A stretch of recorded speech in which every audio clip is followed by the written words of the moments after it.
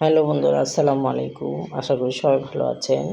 রত্নার ছাদ বাগানে আপনাদেরকে স্বাগতম। তো বন্ধুরা, ছাদের অবস্থা অনেক খারাপ। বৃষ্টিতে ছাদ অনেক পিচ্ছিল হয়ে গেছে, শ্যাওলা পড়ে গেছে। তো আমি আর রিস্ক নিলাম না। আমার হ্যান্ড হেল্পিংকে বললাম যে আপনি একটু উঠেন, খেলা উঠে আমার করলাগুলি বরবটিগুলি হারভেস্ট করে দেন। তো উনি হারভেস্ট করছে আর আমি ভিডিওটা করছি।